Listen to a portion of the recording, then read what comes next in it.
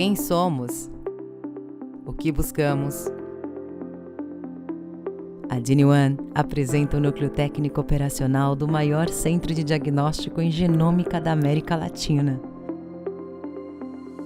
Somos especializados em exames genéticos de alta complexidade e medicina personalizada. Oferecemos o melhor da medicina diagnóstica para nossos pacientes e contamos com uma equipe de especialistas em genômica, biologia molecular e bioinformática. Temos à nossa disposição o que há de mais inovador para aumentar a efetividade do tratamento e qualidade de vida dos pacientes. Contamos com equipamentos de amplificação e sequenciamento de última geração e metodologia de análise avançada. O nosso compromisso é trazer um diagnóstico de precisão com excelência. Trabalhamos juntos para entregar sempre o melhor resultado, porque aqui cada paciente é único. Você é a nossa razão de existir.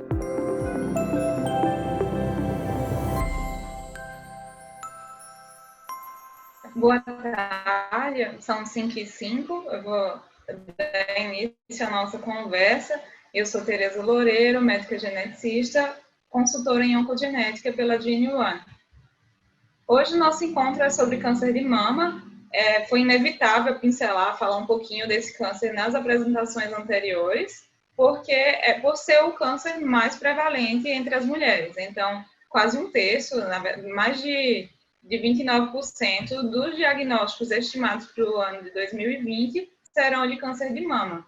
E dentre este universo, na verdade, dentro do total de casos de câncer de mama, estima-se que cerca de 10% seriam os considerados hereditários, que é como a gente já conversou nos encontros anteriores, naqueles em que se detecta, por exame genético, uma variante patogênica num dos genes relacionados à predisposição ao desenvolvimento de câncer. Existem ainda aquelas famílias em que a história é clássica, você olha as gerações e pensa, não, aí eu vou encontrar uma variante, e o exame vem normal. Então, para essas famílias em que há vários casos, mas não se detecta variante, teremos casos familiares. Esse entendimento, essa investigação, elas são importantes, assim como noutros órgãos, né, para o conhecimento do risco permite a detecção precoce e o tratamento que aumenta bastante a probabilidade de cura. Então, quais são os fatores aí que influenciam? Existem muitos, eu coloquei aqui os que são mais comentados, digamos assim. Então, para o câncer de mama hereditário, conta, sem dúvida, o risco familiar, mas aí esse risco familiar, não pode ser olhado de uma maneira isolada o risco populacional. É importante para o diagnóstico precoce, esse autoconhecimento, então, a percepção da mulher ou do homem, porque o homem também tem tecido mamário, né, sobre alterações naquela área do corpo. Além disso, o abuso de álcool, que é considerado abuso. No caso das mulheres, é considerado abuso quando são mais de 2 doses diárias de álcool. Então, aí tem vários, dependendo se é de qual álcool, esse volume vai variar. Além disso, a obesidade. Existem outros fatores relacionados, mas não como um risco isoladamente. Na verdade, a amamentação ela não é considerada como um risco a mulher que não amamenta, e sim um fator protetor para aquela que amamenta. Sobretudo quando a gestação ela ocorre antes dos 20 anos, e esse risco ele vai diminuindo, essa proteção ela é mais forte quanto mais se amamenta. Um outro ponto seria as terapias de reposição hormonal, ela pode aumentar um pouco o risco, mas esse risco se normaliza depois de 5 anos da suspensão da terapêutica. E a contracepção oral tem aí divergências na literatura sobre esse aumento ou não, que se sabe é que para as pessoas que têm uma síndrome de predisposição ao câncer, esse aumento, se há, não é diferente das outras pessoas, quando não tem uma história pessoal de câncer. Então, entendendo isso, que há um percentual considerável de casos de câncer de mama que estão relacionados a uma predisposição hereditária, fortalece a importância da investigação genética. Mas uma pergunta que sempre se faz, né? A investigação genética seria para todos, para todo mundo da população? Bem, essa publicação do ano passado propõe que, embora esses testes estejam cada vez mais disponíveis e diminuindo o custo e menor resistência das pessoas, a evidência de melhor ou de diminuir mortalidade, morbidade e ter um impacto sobre a sobrevida, quando se analisa uma população, são para aquelas pessoas que têm história pessoal ou familiar de câncer. E aí, a partir dessa história familiar ou pessoal de câncer de mama, pode-se indicar os testes genéticos. Quais são os genes mais relevantes nesse contexto, nessa investigação? Então, aqui eu discriminei, nesse tom rosado, os genes que têm uma relevância maior, e a gente vai abordar um a um. E existem outros que ainda não está tão conclusivo. Então, o BRIP1 seria um gene que poderia ter uma penetrância intermediária.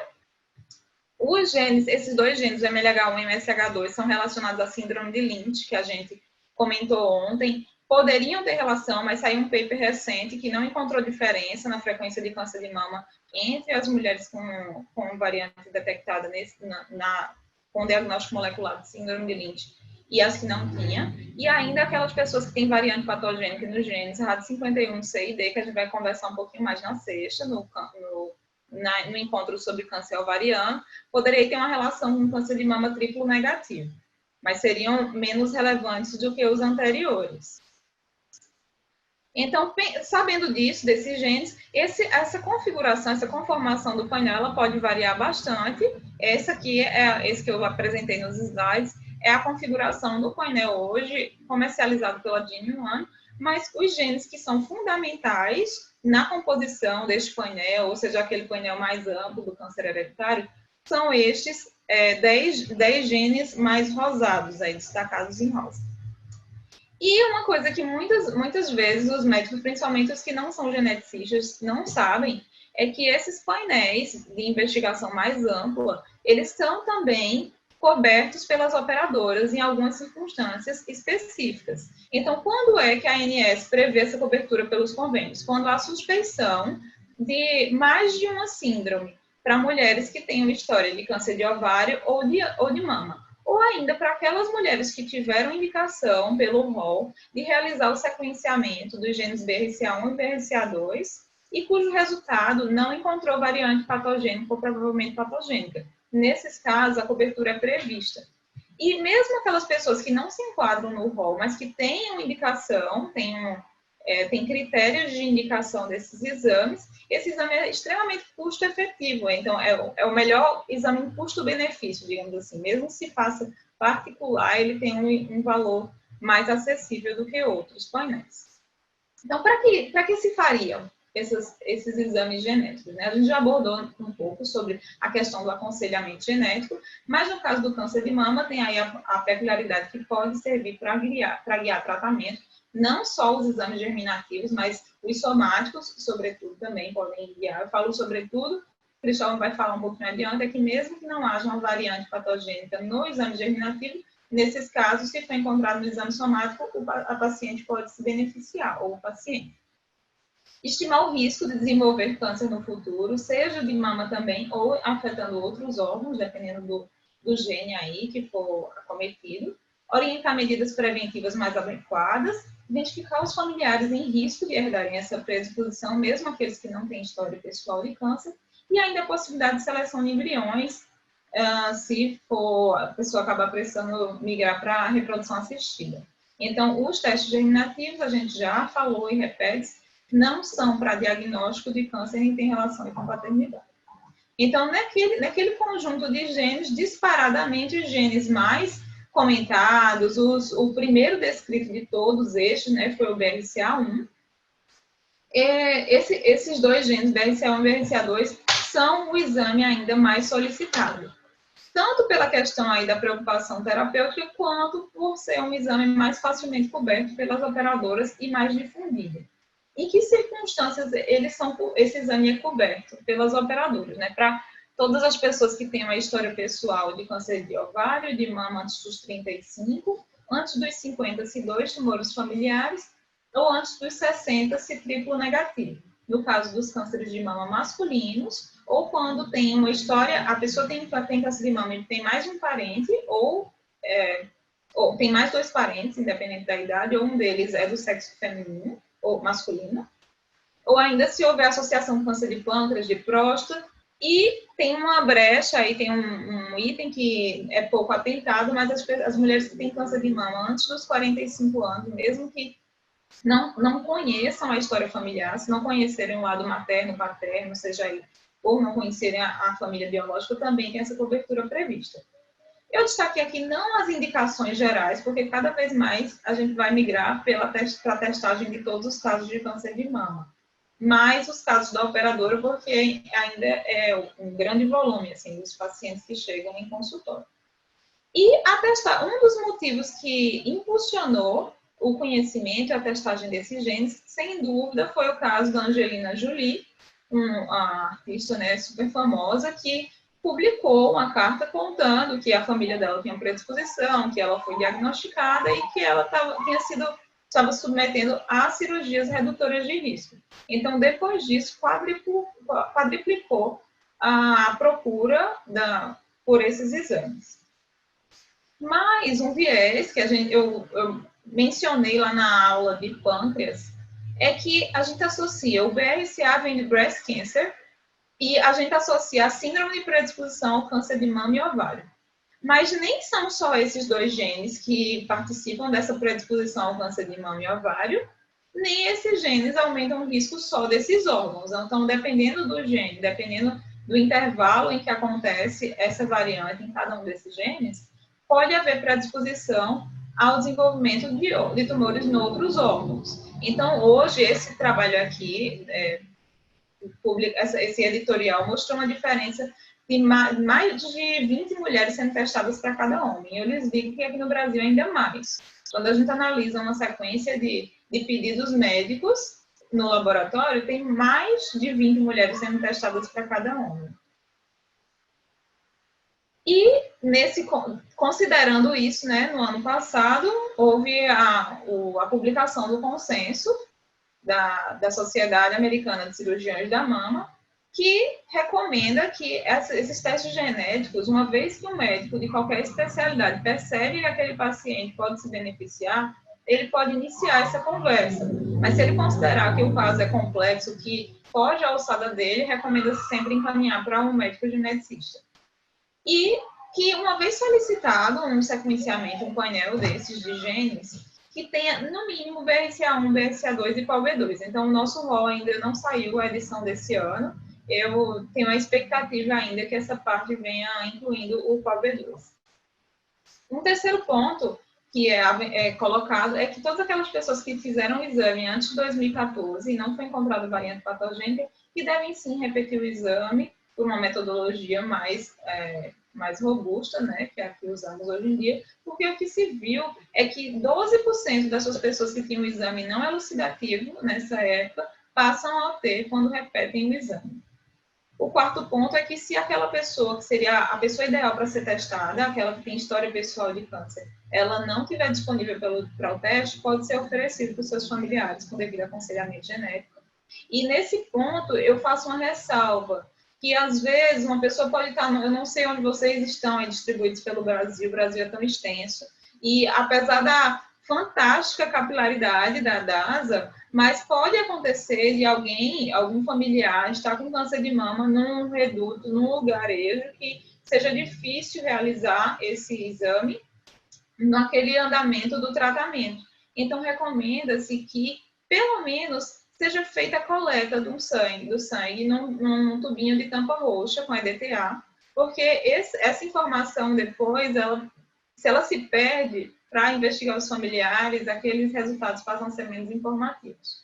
E por último, a gente bate sempre nessa tecla, que quando são encontradas variantes de significado incerto ou inconclusivas, essa pessoa deve ser conduzida a partir dos seus riscos pessoais e familiares, não a partir daquele resultado que indeterminado né, como já está dito. E se for encontrada uma variante patogênica no gene BRCA1 ou BRCA2? O segmento recomendado é esse autoexame mensal, na verdade, é aumentar esse autoconhecimento sobre o normal da mama, né? Entender que a mama é heterogênea ao toque, entender o que seria o normal, e quando examiná-lo também, não seja aí uma mama edemaciada, imediatamente pré-menstrual. Outra coisa seria o exame clínico. Eu prefiro sempre semestral, mas pode ser feito esse anual intercalando, digamos, se esse paciente está acompanhando com a genética e com a mastologia, um exemplo. Então, de repente, ficar intercalando essas consultas a cada 6 meses, a partir dos 21 anos, começando a ressonância de mamas a partir dos 25 e a mamografia a partir dos 30. Tem quem faça associado, tem quem faça intercalado. O rastreio para o câncer de ovário, a gente vai conversar mais na sexta, ainda não tem evidências fortes de suporte, né, que realmente impactem na mortalidade. E essa parte do screening dermatológico e do rastreio para câncer de pâncreas depende mesmo da história familiar. Então, esse gráfico eu já trouxe no outro encontro, né? Qual que é o impacto de cada uma dessas medidas, do uso do contraceptivo oral, tamoxifeno, da mastectomia ou da oforectomia, para a ocorrência de cada um desses cânceres, seja de mama ou de ovário, ou dos dois, no caso da oforectomia. Então, vejam que o impacto é altíssimo no caso da salpingo-oforectomia bilateral.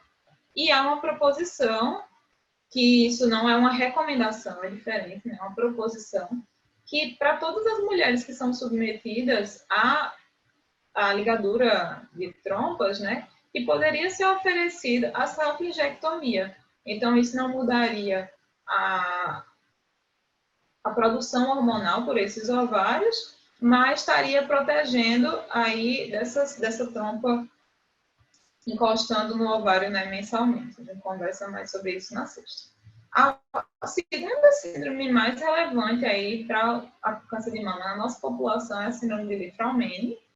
A cobertura também prevista pelas operadoras na ocorrência de sarcoma antes dos 45 anos, que tenha um familiar de até 45 anos com sarcoma, sarcomas de partes moles, osteosarcomas, sistema nervoso central, câncer de mama, adrenocortical, leucemia, adenocarcinoma de pulmão. E a pessoa tem uma história pessoal destes cânceres antes dos 46 anos, mais um outro primário desse espectro até o 2º grau, mais um outro familiar de até 2º grau com câncer antes de 56 anos, carcinoma adrenocortical, do plexo coroide ou rabdomiosarcoma anaplásico em qualquer idade, e o câncer de mama antes dos 35 anos. Hoje essa é a cobertura das operadoras de saúde no Brasil. Seja nestas circunstâncias ou em outras, em que se teste ou em que se detecte uma variante patogênica em TP53, num exame, seja de sangue, seja um suave oral, e não tenha relação, essa detecção com a leucemia, ou seja, um hemograma não compatível, aí, ou melhor, que descarte essa possibilidade. Então, a gente entende que aquela variante teve a relação com aquela predisposição ao desenvolvimento do câncer de mama. Então, o que é que se recomenda? Nesse caso, essa educação mastológica começa mais cedo, a partir dos 18 anos, porque esse é um gene de penetrância mais precoce, para outros tumores, inclusive, pode ter manifestação infantil. O exame clínico também aí semestral, a partir dos 20 anos, com a ressonância de mamas começando aos 25. Essa mamografia, a partir dos 30, ela é questionável. Tem gente que prefere fazer o segmento dessas pessoas só com a ressonância de mamas, uma vez que as pessoas que têm variante no TP53, elas poderiam ser mais radiosensíveis. E esse segmento iria até os 75 anos, não como um limite exato, e sim reconsiderando qual a expectativa de vida da pessoa a partir daí, para manter esse segmento. Dando-se preferência pela ressonância magnética semestral, a partir dos 25 anos, dos 20 a 25 anos, em detrimento da mamografia, podendo-se realizar, inclusive, essa ressonância do corpo inteiro, tendo um adicional para encéfalo, evitar a exposição à radioterapia, o exame dermatológico anual a partir dos 18 anos, exame neurológico semestral anual e a colonoscopia a cada 2 a 5 anos, a partir dos 25 anos ou 5 anos antes da história familiar. Nestes casos, tem recomendação, tem benefício de realizar a mastectomia redutora de risco, mas não a salpingoforectomia redutora de risco. Embora tenha um risco um pouquinho maior de ter câncer de ovário em relação à população, mas esse aumento é muito sutil, não chega aí a indicar esses procedimentos. Estas sem dúvida, são as síndromes mais relevantes, em termos populacionais. Mas outras que merecem nota, que estão ali elencados entre aqueles genes que têm aumento do risco de se desenvolver câncer de mama ao longo da vida, estão as doenças relacionadas ao gene PTEN. A gente fala muito da síndrome de Cowden, mas as variantes patogênicas nesse gene podem dar manifestações clínicas diversas. Então, eu trouxe algumas aqui. Pode haver a predisposição ao câncer, associado ou não a lesões cutâneas. Então, tem os triquilemomas, os papilômas cutâneos ou mucosos, né? E aqui, não sei se vocês conseguem ver, tem como uns pits aqui, essa saliência. Então, essas lesões que podem ser observadas à ectoscopia, elas podem já sugerir a presença de uma variante patogênica nesse gene, cujas variantes também aumentam o risco para desenvolver tumores de tireoide e endometriase. Uma outra manifestação possível e interessante é a da síndrome de Banayana-Riley-Rubalcaba, que tem essa associação aqui com a macrocefalia, uma deficiência intelectual, os hamartomas gastrointestinais, lipomas, e pode ter a pigmentação da glande, que a gente pode ver também na síndrome de Peutz-Jeghers, do STK11, que também tem relação com polipose. A gente conversou um pouquinho sobre ela ontem. Uma outra síndrome de predisposição ao câncer, na verdade, é uma síndrome genética relativamente comum dentro da universidade, dentro do universo das síndromes genéticas, é a neurofibromatose tipo 1. E aí, se alguém já viu alguém com essas características, mesmo os não geneticistas, com certeza bate o olho e pensa, puxa, deve ser NF1, né? Caracterizado por essas manchas café com leite, os neurofibromas cutâneos e os tumores de sistema nervoso podem acontecer também. Mas algo que é bem relevante nesse caso é que a expressividade da neurofibromatose ela é variável. Então, uma pessoa pode ter um quadro muito brando e ter uma prole com um quadro muito exuberante e vice-versa. Por isso que é muito importante examinar cuidadosamente os pais na urgência desse diagnóstico. Outros genes que aumentam a predisposição ao desenvolvimento de câncer de mama são o ATM e o NBN. Mas esses genes, vale destacar que a clínica deles, quando acontecem em homozigose, ou seja, uma variante em cada um dos alelos, ela é diferente, ela é muito mais grave. Então, a ATM já apareceu em encontros anteriores, o NBN a gente não conversou ainda, mas tem essas características que podem ser se tornarem mais sutis com o passar do tempo. A retração aqui da fronte, essa retrognatia, o apagamento do filtro labial, então esse filtro mais comprido, o lábio superior fino, o nariz ele é mais rombo, né, com essas sobrancelhas mais arqueadas para baixo, são algumas características faciais desses pacientes. E também tem um quadro de imunodeficiência, e no caso das mulheres tem mais probabilidade de ter falência ovariana precoce. Esses pacientes têm também um risco aumentado para câncer, mas não especificamente para câncer de mama, mas para os cânceres populacionais. Eles tendem a acontecer com uma frequência maior e uma idade mais precoce. Então, para esses outros genes, que não os 3 primeiros abordados, eu agrupei aqui como é que seria o manejo, o segmento recomendado. Então, no caso do CDH1, que eu não coloquei de novo, porque a gente já falou em diversos encontros anteriores, sobretudo no de estômago, PALB2 e PTEN, está recomendado fazer o segmento com a mamografia, podendo se considerar tomossíntese, mas particularmente eu uso mais a mamografia e a ressonância, a partir dos 30 anos. Nossa, eu deletei a coluna da ressonância sem querer. Mas aqui, PALB2 sobretudo, realizar ressonância, NF1 ressonância de 30 a 50 anos, e o segmento dos outros órgãos que podem ter um risco aumentado. Para os outros genes, entraria aí na recomendação populacional, que é da mamografia a partir dos 40 anos, e isso de adicionar ressonância ou não vai depender, considerar da história familiar, da história pessoal, da densidade da mama, vão ser outros aspectos a serem considerados. Vejam que a história familiar pesa para todos esses genes na hora de definir conduta, porque para estes genes não tem recomendação sistemática. O PALB2, não, eu não coloquei aqui, mas para os demais não tem recomendação sistemática da mastectomia redutora de risco. Então, é um outro ponto. Não para o demais, desculpa, gente. Aqui, ó, CDH1 tem, os de alto risco, eles têm sim recomendação de mastectomia redutora de risco.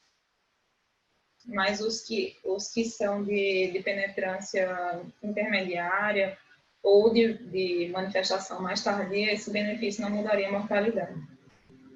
E se for realizado um teste genético e não se encontrar uma variante patogênica, mesmo naquelas famílias em que a gente olha aquele heredograma e, poxa vida, aí tem que vir alguma coisa. Tem que lembrar que essa expectativa, essa estimativa é sempre diferente da detecção, mesmo quando há um alto risco ali pela estimativa dos cálculos dos preditores.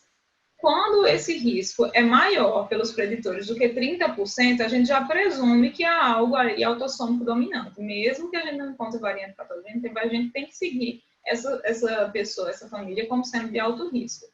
Mas mesmo que haja, digamos, 31%, ainda teria 69% de chance da gente não encontrar variante patogênica no exame dessas pessoas. E a gente não pode esquecer, sempre tem que reforçar, né, que seja qual for desses genes investigados, se for encontrada variante significado incerto, essa pessoa não deve ser submetida a mastectomia redutora de risco, a outro procedimento invasivo, porque a maioria, mais de 90% dessas variantes, elas são reclassificadas para variante benigna. E o segmento tem que ser baseado nos tumores prévios. Então, o que justificaria esses quadros que são claramente hereditários, aí, com uma predição de mais de 30% a partir da história familiar, e não se encontram variantes patogênicas no exame? Podem estar ocorrendo variantes raras, que não se conhece ainda a sua patogenicidade. Pode estar ocorrendo algum mecanismo epigenético, que vocês já viram aí nos encontros anteriores, e o gene ele pode cumprir ou não sua função, a despeito da sequência estar correta. Ou ainda a interação entre os genes e a interação do gene com o ambiente. Então, o que a gente tem que deixar aqui como uma mensagem, deve-se considerar o painel de genes para todos os casos de câncer de mama. Eu falo considerar porque isso vai depender das condições de realização, né? Se for possível realizá-lo. Mas lembrando que quanto mais forte, quanto mais precoce, quanto mais casos na família, maior a probabilidade pré-teste de se detectar variantes nesses genes. E com o objetivo de que a gente tendo um diagnóstico aí sindrômico, a gente conseguiria fornecer ou permitir que o paciente tenha uma melhor compreensão da doença, que seja feita uma escolha terapêutica voltada para esses resultados e o rastreio e o manejo personalizado. Então, o Cristóvão ele vai abordar um pouco mais sobre a relevância desse resultado, incluindo os testes somáticos.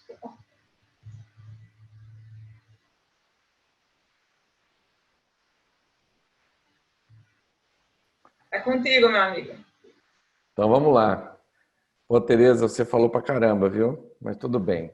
Nossa, Cristóvão! E eram tão principais. Bom, vamos lá, gente. Tem bastante coisa para dizer.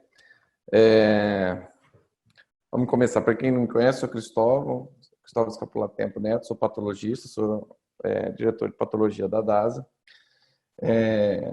E essa figura é uma coisa muito interessante, né? Quando a gente olha a frequência de genes mutados no câncer de mama, é muito interessante ver que a gente tem um grande número de genes mutados, mas em frequências bastante baixas, com exceção aqui, lógico, do P53 e do PIK3CA, né? Então, essa foi uma grande sacada que a indústria teve, desenvolvimento de uma droga, para poder atingir um grande número de pacientes. Aqui a gente está falando de tumores primários, tá bom? E quando a gente olha alguns genes específicos, principalmente aqui é o KT1, que é 4% dos cânceres de mama, o HER2 é 1,5%, e o receptor de estrógeno 0,6%, a gente vai ver que nos tumores metastáticos, nos tumores avançados, esses números mudam bastante. Quando a gente olha essa figura, esses aqui são os genes que mais estão frequentemente mutados no carcinoma de mama metastático, em comparação ao carcinoma de mama precoce, que foi aquele que a gente mostrou no slide anterior, mostrando que o campeão é o receptor de estrógeno, depois tem outros genes que a gente nunca ouviu falar quase, e tem um outro gene aqui importante, né, que a Teresa falou dele, que é o PALB2, que também é um gene que está associado, também pode estar associado a uma recombinação homóloga, que é um gene importante. Quando a gente olha essa figura, a gente vê que se o paciente tiver qualquer um desses genes mutados num tumor avançado, ele tem o pior prognóstico em comparação àquele paciente que não tem nenhum desses genes mutados. Ou seja, além deles estarem associados a tumores avançados, eles conferem um pior prognóstico para o paciente também. O campeão, né, é o receptor de estrógeno. A gente tem que entender que eles vão estar mutados em até 32% dos casos de câncer de mama receptor de estrógeno positivo foram tratados com inibidor de aromatase ou deprivação estrogênica, comparado com 0,6% desses tumores iniciais. Tá? Quando a gente vai falar esse trabalho muito interessante do pessoal do Memorial, né, que eles estudaram quase 2.000 tumores, aqui são 918 casos primários e 1.000 metástases desses casos, e metástases para diversos sítios aqui, como fígado, linfonodo, osso, parede torácica, assim por diante. A gente consegue observar que, dependendo do tipo da classificação molecular, né, os tumores luminais apresentam bastante mutação. Além do PI3K, também mutações importantes em amplificações do FGFR1. Aqui a gente teve um caso, aqui são mutações, mas, ou seja, na metástase ele teve amplificação do HER2, por isso que a gente sempre fala para repetir o HER, sempre nos casos metastáticos, porque a gente pode pegar uma frequência razoável de tumores que são HER2 positivos na metástase que não foram no tumor primário, o PIK3CA, que é o campeão, e aqui um gene interessante também, gente, para a gente notar, que é o gene da ciclina D1, que em todos os tipos a gente tem um aumento da amplificação desses genes.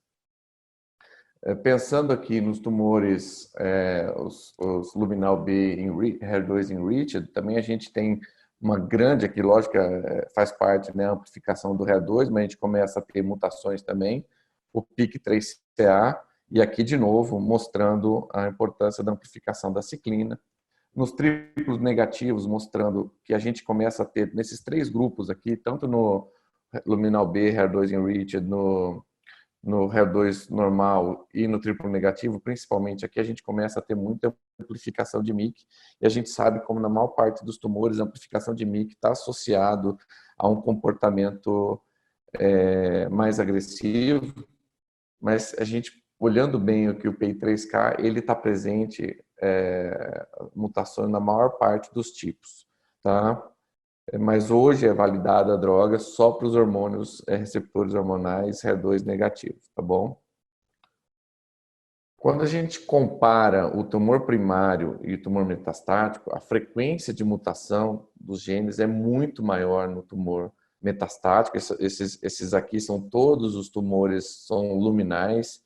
Depois do P53, chama a atenção aqui o receptor de estrógeno, mas a gente tem genes importantes aqui também. A gente tem o HER2, a gente tem o TERT, a gente tem o NF1, e a gente vai ver já já qual é a importância desses genes.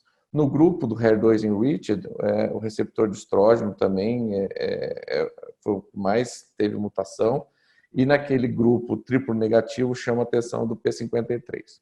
Uma outra observação que eles fizeram, que é bastante interessante, é a associação da mutação do gene com o sítio de metástase. Tem algumas características importantes aqui, que esses tumores que têm mutação de estrógeno, do receptor de estrógeno, eles gostam muito de dar metástase hepática. Aqueles tumores que têm mutação da CDH1, da caderina, que principalmente são os carcinomas lobulares, dão metástase, por exemplo, para o intestino, que quase nenhum outro costuma dar metástase para o intestino. Então, existe uma associação do gene mutado e o sítio preferencial que a gente encontra metástase nesses carcinomas. Bom, o que a gente também sabe é que com a evolução da doença, principalmente quando esses pacientes são receptores hormonais positivos e estão sendo tratados, e esses pacientes param de responder ou a gente não vê resposta, a principal coisa que a gente tem que pensar é a mutação do receptor de estrógeno. E esse trabalho mostra que quando a gente faz uma biópsia líquida, a gente detecta essa mutação, o prognóstico desses pacientes é muito pior. Bom, quando a gente fala de mutação do receptor de estrógeno, o prognóstico desses pacientes é pior, a gente sempre tem que levar em conta que existe uma droga, que é a droga de escolha para esses pacientes com mutação do receptor de estrógeno, que é o fulvestrano. O fulvestrano ele não mostra aqui diferença se o paciente tem receptor de estrógeno selvagem, se ele tem uma mutação ou se ele tem mais uma mutação do receptor de estrógeno, que às vezes pode acontecer, o paciente tem mais de uma mutação do mesmo gene. Então, nesses casos, a droga de escolha é o fulvestrano. É uma droga que é mais cara, por isso que nem todo mundo começa a tratar com fulvestrano, e é uma droga que a aplicação dela é meio chata também, que parece um gel que a gente faz intramuscular, que é bastante dolorido. Esse artigo também eu achei muito interessante, porque quando a gente fala de mutação do HER2, não amplificação, mas mutação, a gente sabe que é mais comum nos carcinomas lobulares, não está associado com a hiperexpressão do HER2, como a gente costuma ver na imunistoquímica. Então, você faz a imuno, está negativo, mas esses casos têm mutação de HER2. E a gente já começa a ver na literatura vários estudos correlacionando diferentes inibidores, né? Aqui tem lapatinib, trastuzumab, o neratinib, que é um inibidor de HER2 e HER4,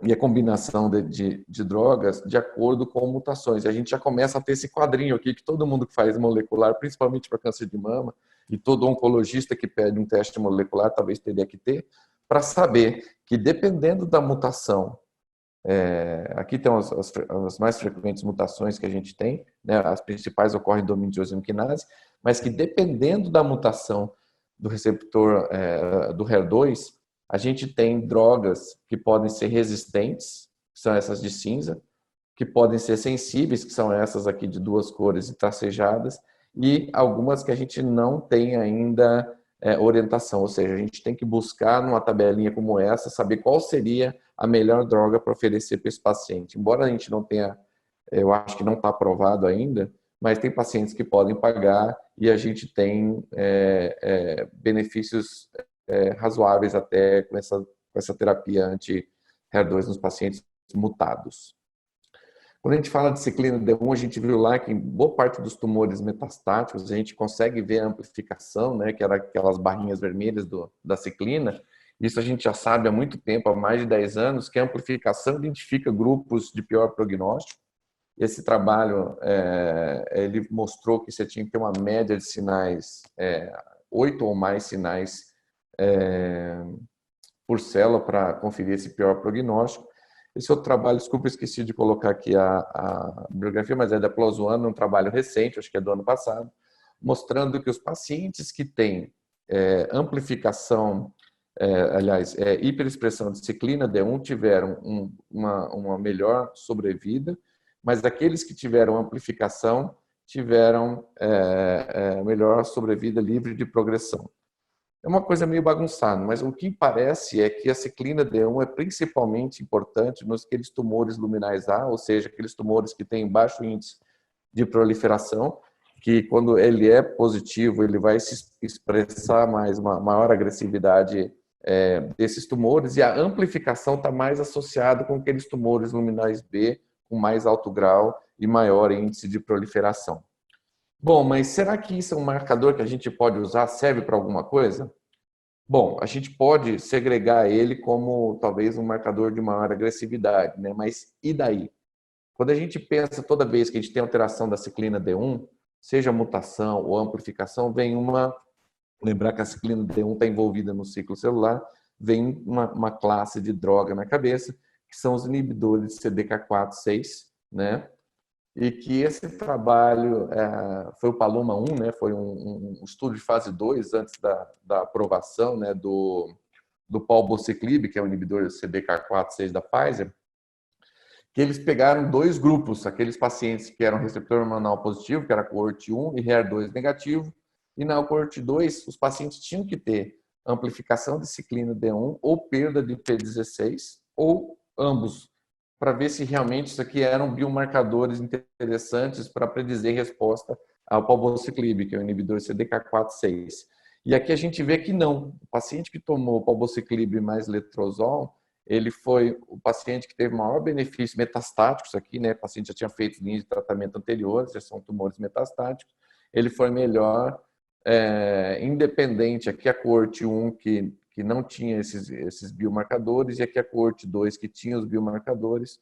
Não houve, os dois grupos tiveram benefício, então eles estavam estudando que talvez seriam biomarcadores para indicar a droga, e a gente achou, eles acharam, na verdade, que a gente não precisa de um biomarcador, que esses, pelo menos esses aí, não são bons biomarcadores para predizer resposta a CDK4/6.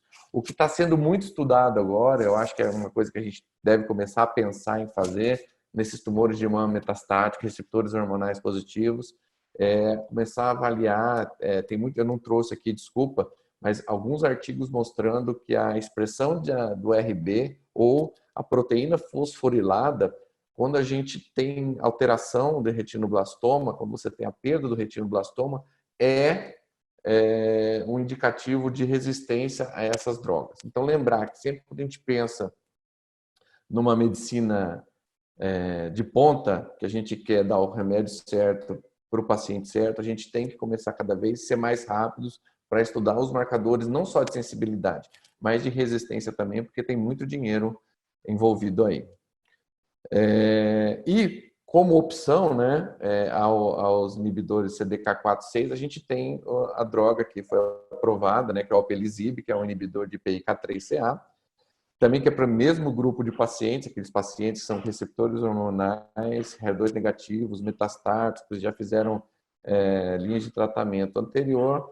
E esses pacientes agora têm duas chances. Uma que não precisa do biomarcador, que é o CDK4/6, e o outro, que é o Alpelisib, mas só para os pacientes com mutação de PIK3CA. Lembrar, aqui a gente tem 11 conta 6 meses de sobrevida livre de progressão, para quem tomou o Alpelisib. E o PIK3CA, a gente viu lá no primeiro slide que ele está mutado em quase 40% dos cânceres de mama desde o início, ou seja, não é uma mutação de resistência. Então, você pode, desde o diagnóstico ou na metástase, pesquisar que você vai ter mais ou menos o mesmo resultado.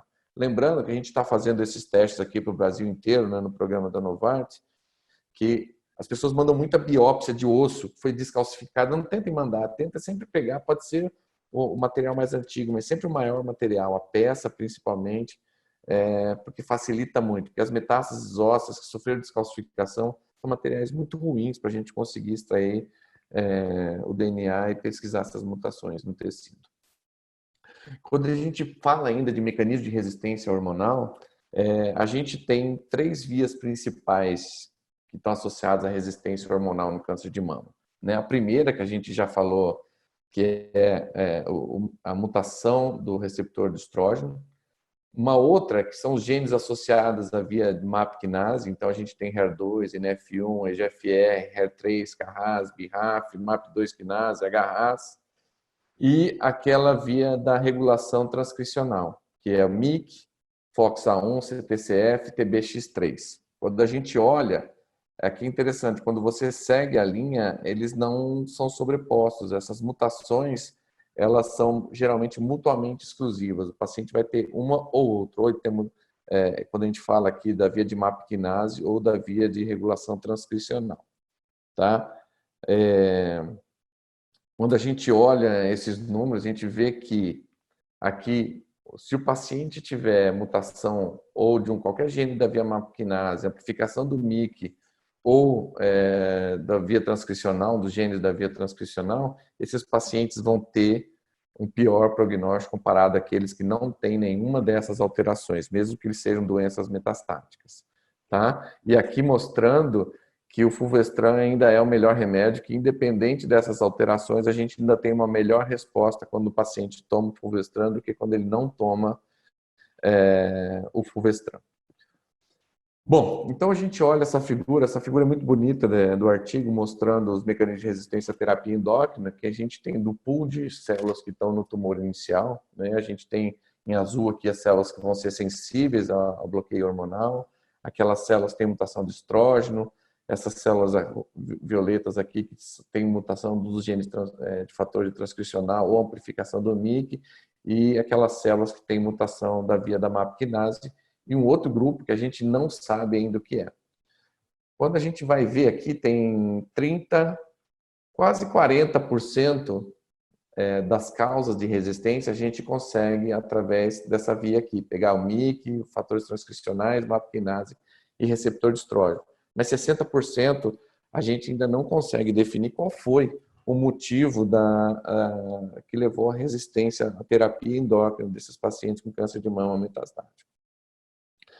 Quando a gente faz uma biópsia líquida nesses pacientes metastáticos, a gente vê aqui uma figura muito parecida do que a gente viu naquele primeiro slide, mostrar que foi um trabalho com quase 100 pacientes, que eles fizeram guarda e fizeram célula tumoral circulante, mostrando, né, a frequência, de novo, de PI3K, de P53, HER2, MET, os principais genes aqui que a gente talvez possa ter alguma droga para dar ou classificar eles da via, principalmente se é da via MAP quinase,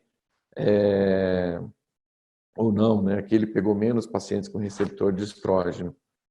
E quando a gente compara célula tumoral circulante e mutação, quando a gente coloca aqui a progressão, a sobrevida livre de progressão, aqueles pacientes que têm aqui é porcentagem de DNA tumoral circulante. Quer dizer o seguinte, quanto maior esse número, quanto mais DNA circulante o paciente tem, obviamente ele está falando de tumores maiores, mais agressivos, né? Ou tem células que estão se multiplicando mais, estão tendo mais apoptose, liberando DNA na circulação.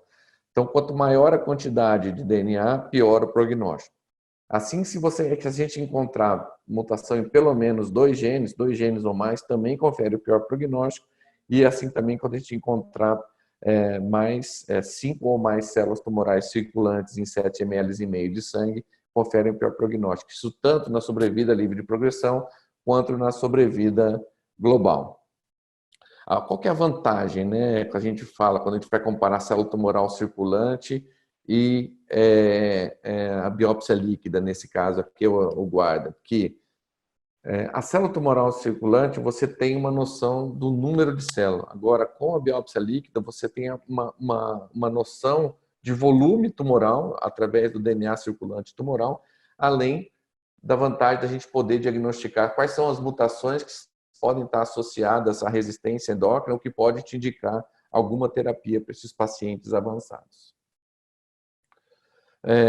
Esse outro paper aqui também, a gente já falou sobre esse teste, é um Signatera, né, que é aquele teste que ele faz um sequenciamento, um exoma do tumor, um exoma do paciente, subtrai as mutações germinativas e fica com um painel de 16 mutações só tumorais, que são predominantemente clonais ou subclonais, ou seja, são mutações que ocorreram no início da carcinogênese,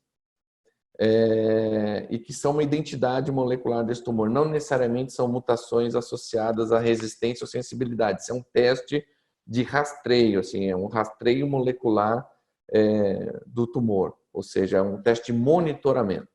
Então, toda vez que a gente mostra que teve uma biópsia líquida positiva, a gente vê que a sobrevida desses pacientes, ela é muito menor do que aqueles que tiveram biópsia líquida negativa. Uma coisa interessante, em média aqui a gente diagnosticou recidiva da doença 9 meses antes da detecção clínica dessa recidiva.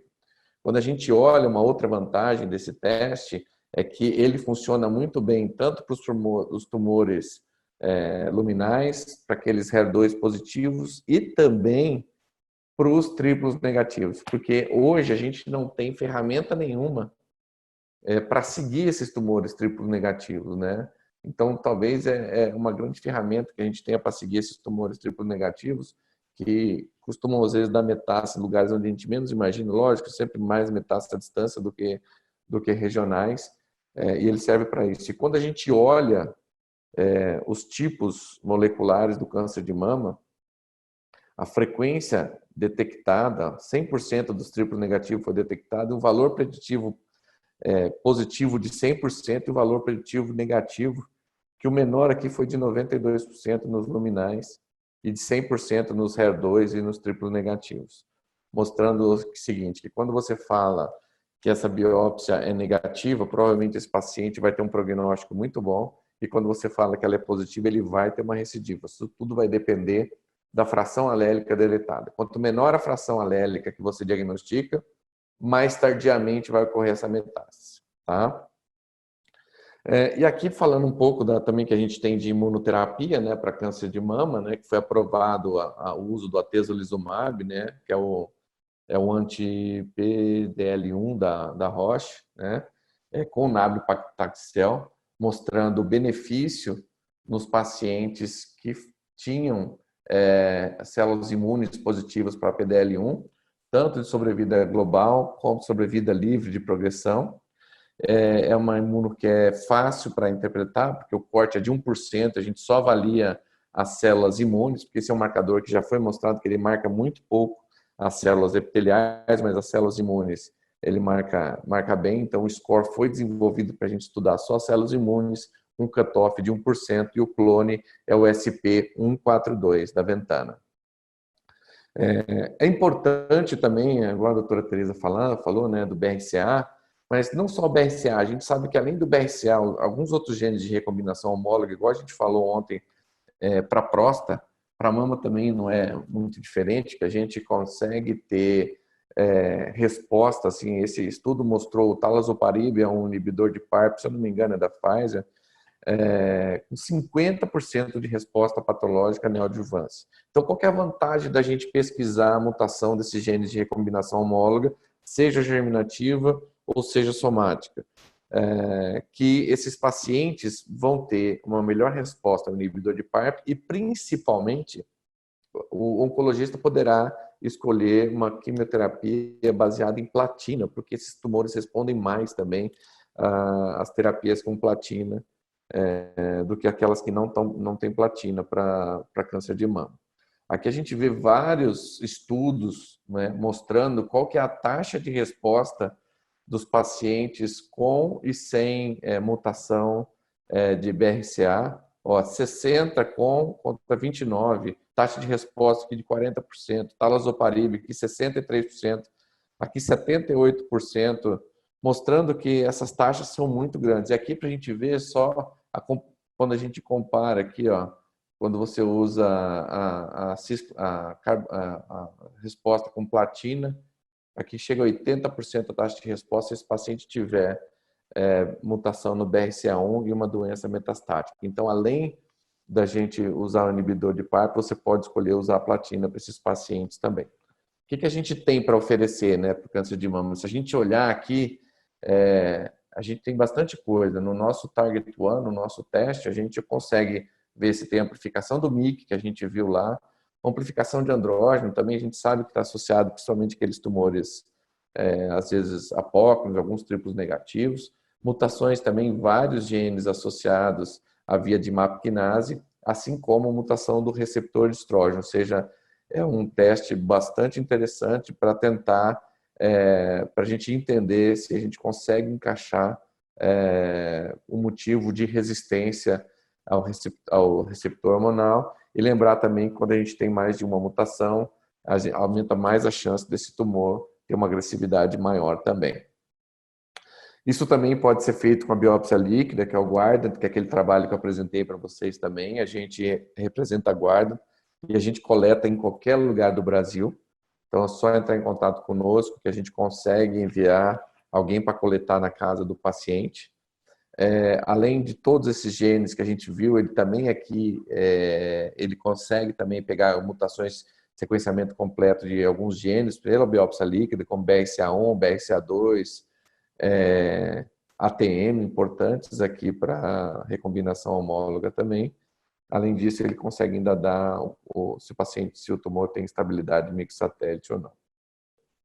A imunohistoquímica, que a gente tem os 3 clones, mas aqui o que importa para triplo negativo de mama é o clone SP142 da Ventana, que a gente faz também. E também, logicamente, o teste Signatera, que eu já falei para vocês antes, que ele é um teste de rastreio, é um exame de sangue para detectar resposta, pode ser usado para avaliar resposta neoadjuvante, recidiva, ou qualquer momento da doença, você tem um marcador confiável, extremamente sensível para te falar se o paciente tem doença molecular ainda ou não. E já foi validada aqui para vários tipos diferentes de tumores. E aqui é o caso, aquele trabalho que eu mostrei para vocês no câncer de mama, com 9 meses e meio aqui, lead time, você fazer o diagnóstico e esse paciente ter a recidiva. Então, acho que era isso que eu queria falar para vocês. Desculpa pelo tempo aí que eu passei, né? A gente falou bastante. A Karina vai colocar a tela aí da avaliação para vocês. Fiquem à vontade, deixa eu ver aqui as perguntas, né? Tereza, você... Oi.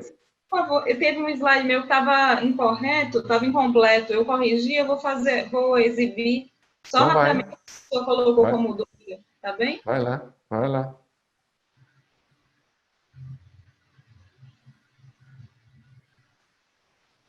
Então, gente, só para não ficar aí dúvidas em relação à questão de idade de início e procedimentos, essa coluna que estava faltando da questão da ressonância magnética que eu falei, e estes genes que estão aqui destacados em uma cor mais forte são aqueles genes em que as pessoas com variante patogênica também teriam benefício de fazer mastectomia, além do BRCA1, BRCA2 e TP53.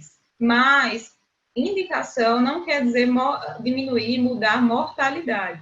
Então, esse trabalho de 2019 mostra que o procedimento de mastectomia redutora de risco, ela altera, muda a morbidade e mortalidade para os portadores de variantes em BRCA1, mas não muda a mortalidade para os de BRCA2, e isso de mudar ou não mudar também depende da idade em que esses procedimentos são realizados. Por isso que quanto mais precoce o diagnóstico, melhor.